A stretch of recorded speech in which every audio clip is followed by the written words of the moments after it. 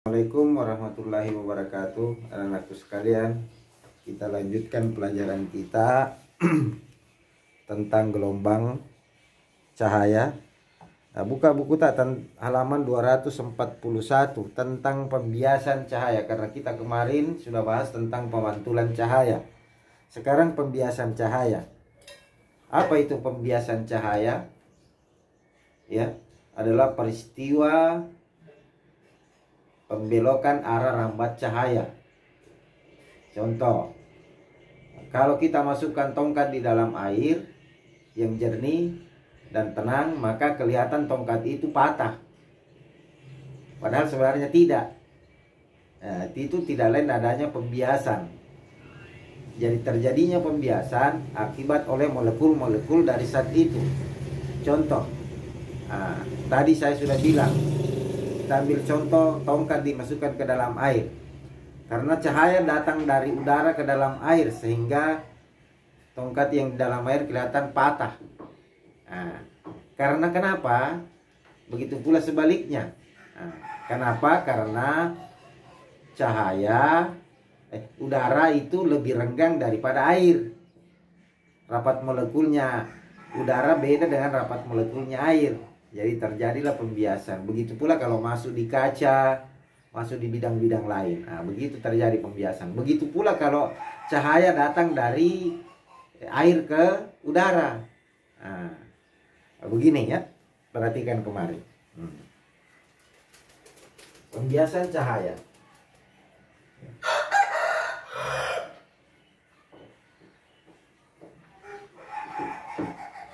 Pembiasan cahaya ini contohnya seperti ini. Ini umpamanya air di sini, ini udara. Ya. Ini garis normal ini. Katakanlah ini garis normal. Ini cahaya datang dari udara ke air. Ini datang dari udara ke air. Maka dia dibelokkan mendekati garis normal. Ini R.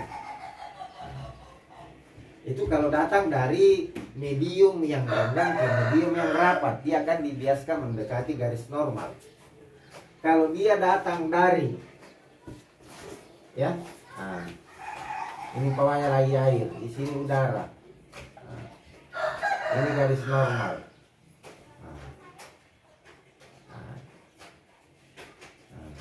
Seperti ini. Maka dia dibiaskan menjauhi garis normal. Ini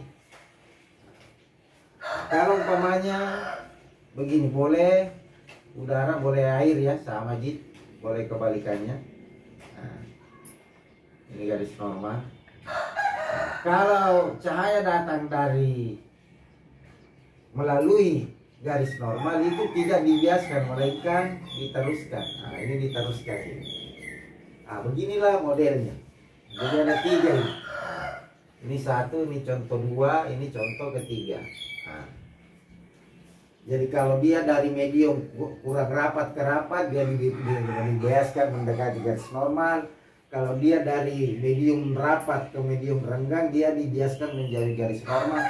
Kalau sinar datang melalui garis normal, itu tidak dibiaskan, melainkan diteruskan. Itulah sifat-sifat daripada pembiasan cahaya. Makanya ada yang namanya indeks bias ya. Itu disebabkan karena adanya indeks bias perbedaan. Terjadinya pembiasan disebabkan oleh adanya indeks bias. Karena indeks bias umpamanya udara beda dengan air, beda dengan kaca, beda dengan zat-zat lain. Saya hapus nih.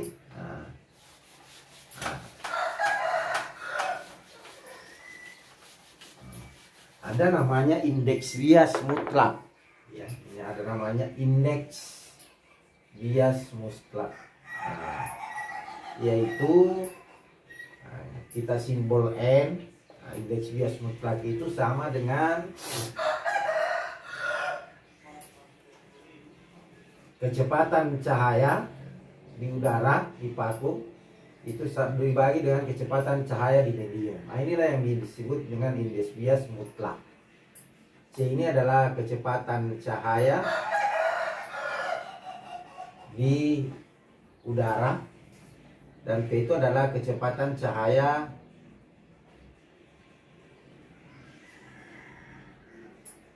di medium lain. Inilah namanya indeks bias mutlak. Jadi indeks bias mutlak. Jadi kalau kita mau tahu berapa indeks bias mutlaknya itu saat, kita pakai rumus ini saja. Oke. Nah, sekarang kita lihat lagi. Ada juga namanya indeks bias relatif. Indeks bias relatif. Contohnya tadi seperti ini umpamanya ya. Nah, ini N ya. Ini umpamanya udara. Ini umpamanya air. Umpamanya ini adalah N1, ini adalah N2. Nah, jadi ini begini.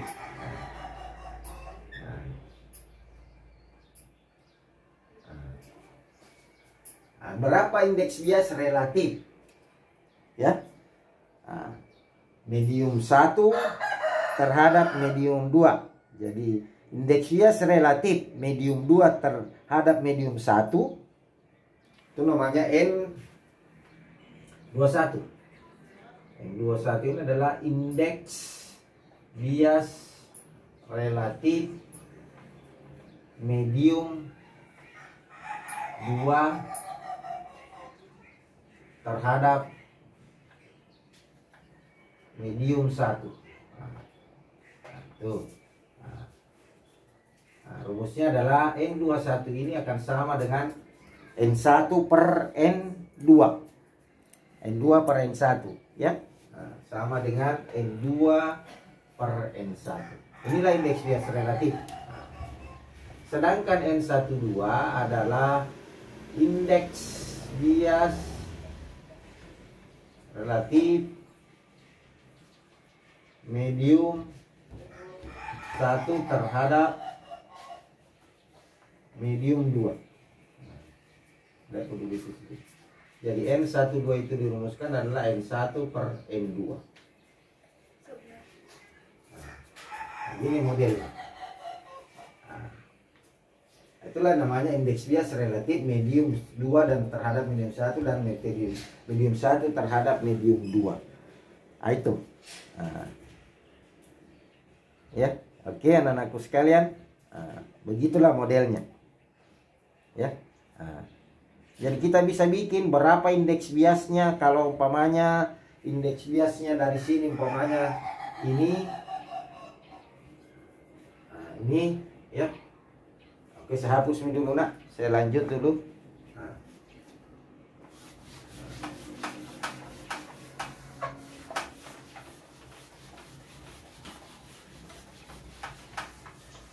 Umpamanya sinar datang dari udara ke air. Umpamanya begini. Ini udara disebut N1, ini air disebut dengan N2.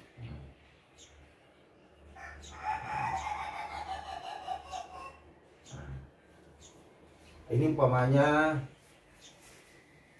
4/3 indeks biasnya. Ini 4/3. Ini 3/2. Berapakah indeks biasnya? Ini. Ya. Indeks biasnya itu tidak lain adalah, ya,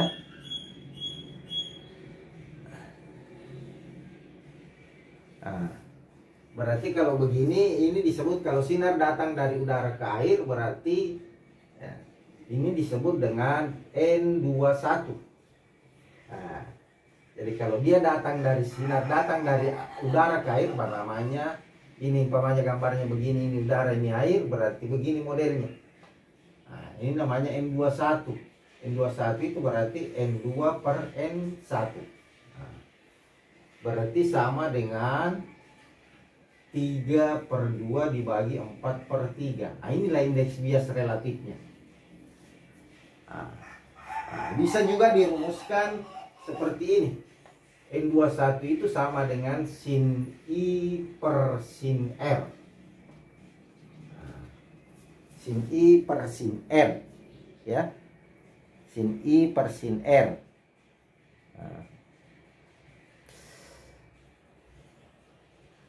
N2 per N1. Sin I per sin R itu sama aja dengan N2 per N1. Nah, inilah rumusnya. Nah, ini perhatikan baik-baik. Nah, beda kalau datang dari air ke udara. Ya, oke. Oke, anak-anakku sekalian. Nah, jadi bisa dirumuskan. Di mana kita tahu bahwa rumus daripada kecepatan cahaya, rumus kecepatan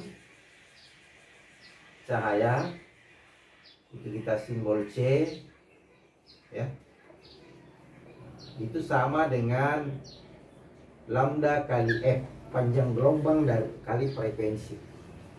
Lambda itu adalah panjang gelombang, kita singkat saja, sedangkan F itu adalah frekuensi.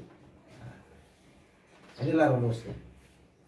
Jadi ini juga bisa dipakai mencari indeks bias, ya. Indeks bias itu jadi sin I per sin R itu sama dengan N2 per N1 atau P1 per P2. Berarti kalau P1 per P2 berarti lambda 1 kali F1 per lambda 2 kali F2. Jadi karena frekuensinya sama, maka mati nih. Karena F-nya sama. Karena F1 sama dengan F2. Jadi frekuensinya itu selalu sama. Jadi frekuensi cahaya di dalam udara dan frekuensi cahaya di dalam air sama saja besarnya. Nah, itulah rumusnya. Oke? Paham anak-anakku sekalian? Saya lanjut lagi tentang pemantulan sempurna. Iya, oke, saya hapus ini, nak.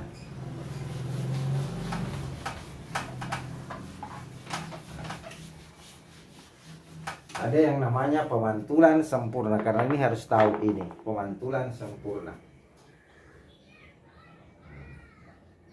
Pemantulan sempurna atau biasa disebut dengan fata morgana. Yang mana itu fata morgana? Lihat saja kalau terik matahari, lihat jalan di aspal, ya, lihat itu aspal, bagaimana itu aspal seperti berair, itu namanya fata morgana. Seperti kisahnya Nabi Ismail, ya, waktunya dicari air, ya. Jadi Siti Hajar lari terus kiri kanan. Kalau dia lihat di kejauhan, oh di sana ada air, lari lagi. Dilihat lagi, balik lagi, bisa wadah lagi air sana, itu bolak-balik. Makanya umat Islam kalau naik tanah suci, itu ada namanya berlari lebih kecil menuju Safa Marwah. Itu namanya Safa Marwah. Itu waktu itu ceritanya Nabi Ismail. Itu cara fata morgana.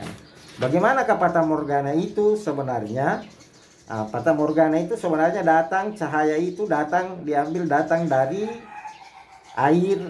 dari air atau dari medium rapat ke medium renggang. Jadi pemantulan sempurna ini terjadi dari cahaya datang dari medium rapat ke medium renggang. Contohnya seperti ini, ini ya, ini gambarnya ya.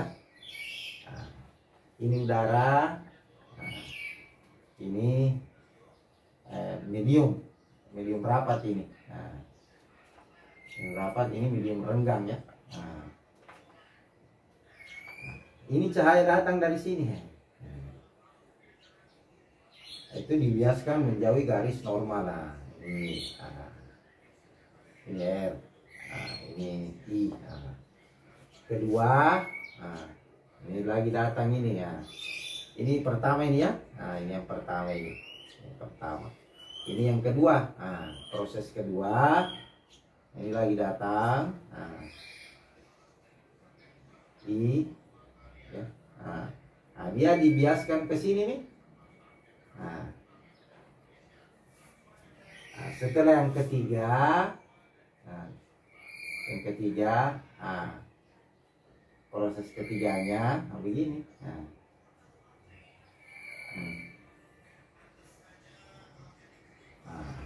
Maka ini tidak dibiaskan, melainkan dipantulkan di sini.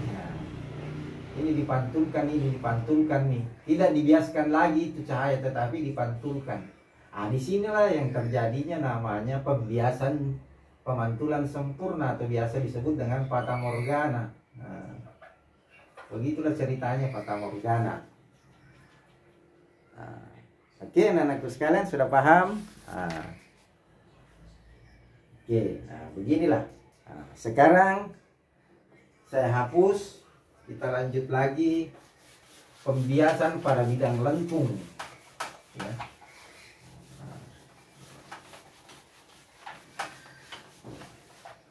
Oke, sekarang kita masuk pembiasan cahaya pada bidang lengkung, ya. Pembiasan cahaya pada bidang lengkung, ya. Oke.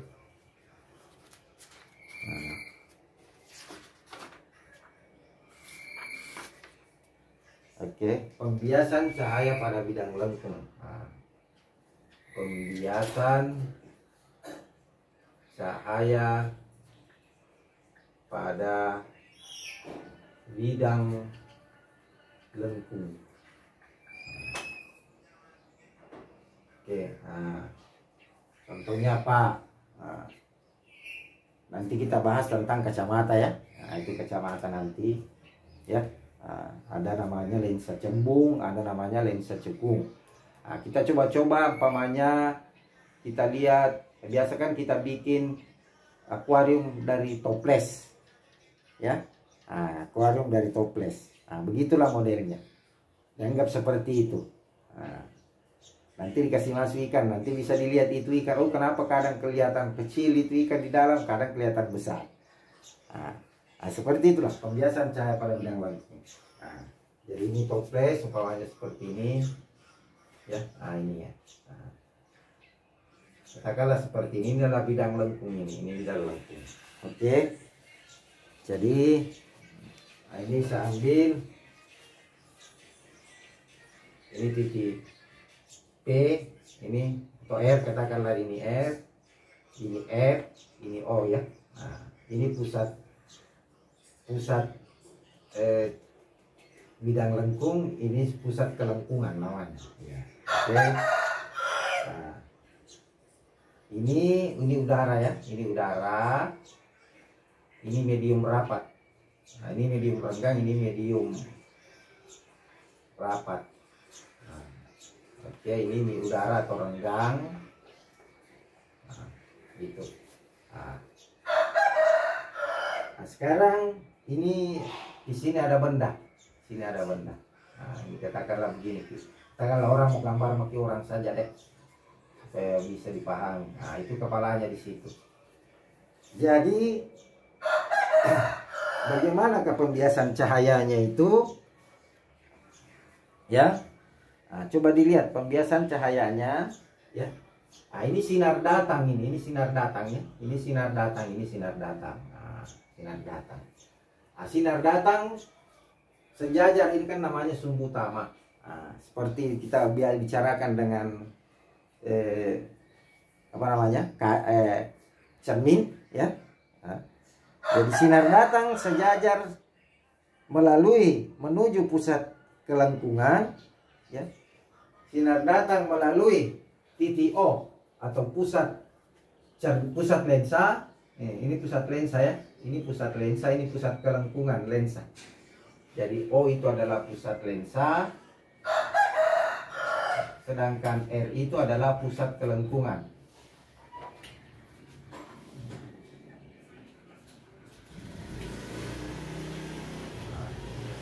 F itu kan sedang dibahas hati-hati. Ini sidat datang sejajar sumbu utama, dibiaskan melalui ini ya. Sinar yang menuju melalui pusat lensa itu dibiaskan begini. Inilah letaknya, ketemunya di sini. Inilah yang kita sebut dengan di sini kepalanya, katakanlah begini. Inilah yang kita sebut dari sini ke sini namanya S, dan dari sini ke sini namanya S aksen. S itu jarak benda, sedangkan S aksen adalah jarak bayangan. Bagaimana perumusannya anak-anakku sekalian? Kita lihat nih. Jadi ini pasangan, ini N1, ini N2. Ini pasangan dengan ini, berarti N1 per S ditambah N2 per S. Aksen itu akan sama dengan N2 kurang N1 bagi R. Inilah rumusnya. Inilah rumus pembiasan cahaya pada bidang lengkung. Sedangkan pembesaran bayangannya sama aja dengan cermin. Bayangan ya, bisa yang besar, kita pakai yang besar. Pembesaran bayangannya itu adalah S aksen per S, atau S sama dengan H aksen, boleh H besar, tinggi bayangan per tinggi benda. Ini itu rumusnya sama aja.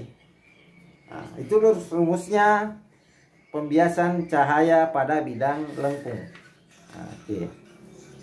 Baik anak-anakku sekalian, kita lanjut lagi ya.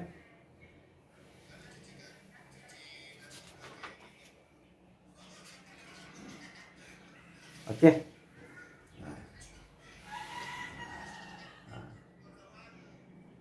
Bisa, jadi sekarang kita bahas saja contohnya, contoh 11.5 ya. Saya hapus nih untuk ini, contohnya ini ya. Jadi kita lanjut lagi jadinya. Contoh soal dulu. Perhatikan saya bahaskan kini contoh supaya bisa. Contoh soal 11.5 halaman 245. Ini ya. Jadi saya bacakan saja soalnya nak. Ya. Saya bacakan soalnya. Ada di buku atau sebenarnya. Sebuah akuarium berbentuk bola dengan jari-jari 60 cm. Diketahui R-nya 60 cm. Dan berisi air yang indeks biasnya N-nya adalah 4/3 ya, seperti terlihat pada gambar, ada di gambar di buku tadi kan. Terdapat seekor ikan yang mulutnya berada 40 cm terhadap dinding akuarium, berarti S-nya 40 cm terhadap dinding akuarium. Kemudian seorang berdiri pada jarak 90 cm dari dinding akuarium ya. Jadi ini ada orang. Jadi kalau saya gambarkan, biar bisa gambar palet. Ini toples ya. Ini toples. Ini berisi ikan di dalam. Ini ikan ya. Ini ikan. Katakanlah ini ikan. Ini ikan ya. Ini ikan. Ini berjarak 40 cm ini. Ya. Sedangkan di sini orang berjarak 90 cm dari sini. Oke.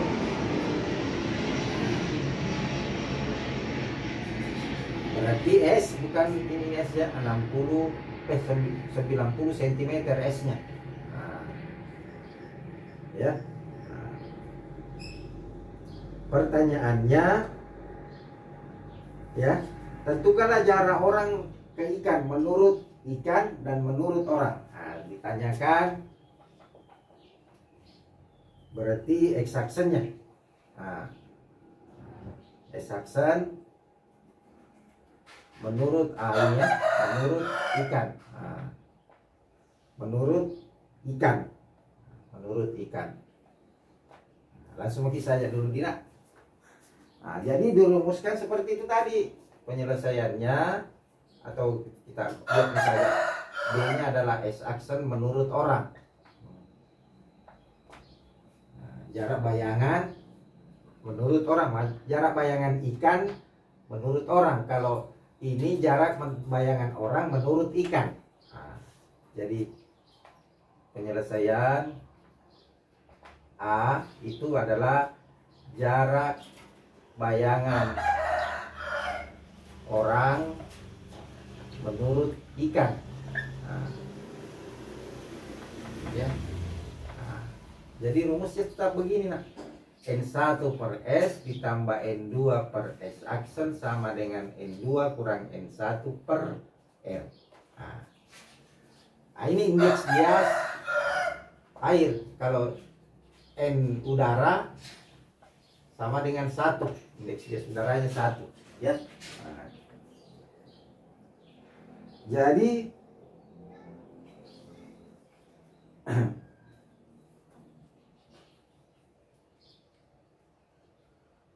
nah, berarti jadi ini kan datang, jadi kalau jadi di sini ikan melihat orang, berarti sinar datang dari orang. Jadi ini sinar datang kalau di sini berarti jadi jarak bayangan orang menurut ikan, berarti ini menandakan sinar datang dari orang ke ikan. Nah, itu. Nah, berarti sinar datang dari orang ke ikan. Berarti ini N1, ini N2. Berarti N1 itu adalah 1 per 90 ditambah N2 4 per 3. Exactionnya inilah yang ditanya. Nah, ya.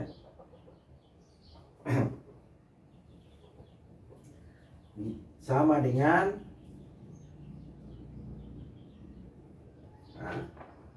sama dengan 4, N2 kan 4 per 3 dikurang 1 per R. R-nya 60 cm. Nah, begitu. Oke anak-anakku sekalian, lihat Maki. Nah, samakan Maki dulu penyebutnya, penyebut berapa kita mau pakai. Ya. Nah. Atau boleh kita perbaiki dulu, pindah ke sini dulu nak. Nah. 1/90, 1 bagi 90 tambah 4 per 3 S action sama dengan, kita samakan saja penyebutnya Dina. Nah, jadi 4 per 3 dikurang 3 per 3 bagi 60. Nah, jadi ini samakan penyebutnya berarti 30, berarti 1/90 tambah 120 per 90 S action sama dengan 1/3 per 60. Nah, lanjut. Nah, berarti saya lanjut di sini lagi nak. 1/90 ditambah 120 per 90 S action itu akan sama dengan 1/180. Kita pindah nih. Nah, jadi yang ini pindah ke sini berarti 1/120 per 90 S action sama dengan 1/180 dikurang 1/90. Nah, jadi bagaimana itu? Nah, kuhapus mini yang di atas dulu Dina. Kuhapus mini.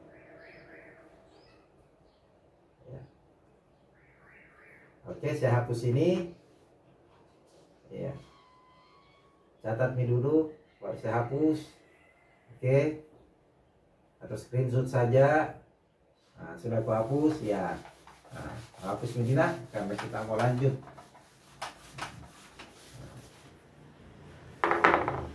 Oke. Nah, lihat Moki, berarti 120/90 S aksen itu sama dengan, kita samakan penyebutnya, kurang 2/180. Nah, berarti 120/90 S ini, S aksen ini sama dengan minus 1/180. Oh, kalau begitu bagaimana? Nah, ini mati. Ya, habiskan saja ini juga habiskan, berarti ini sisa 2. Di sini sisa 2, berarti di sini akan sama dengan 120 per S aksen sama dengan 1/2, minus 1/2. Jadi S aksennya sama dengan minus 2 dikali 120, berarti S aksennya sama dengan minus 240 cm. Nah, inilah jarak bayangan orang menurut ikan. Jarak bayangan orang menurut ikan, ini jawabannya. Tanda minus ini hanya menandakan, ya, tanda negatif itu menunjukkan bayangan, bahwa bayangan yang terjadi adalah bayangan maya. Jadi terjadi bayangan maya. Itulah contohnya, nak. Oke, bagaimana? Sudah bisa? Nanti kamu cari sendiri jarak bayangan ikan menurut orang. Jarak bayangan ikan menurut orang. Lihat saja di situ nanti. Oke, anak-anakku sekalian. Ini sudah paham ini, nak. Oke. Berarti karena kita sudah paham, kita sudah tahu semua. Makanya ya, saya akhiri pertemuan kita. Assalamualaikum warahmatullahi wabarakatuh. Berapa menit?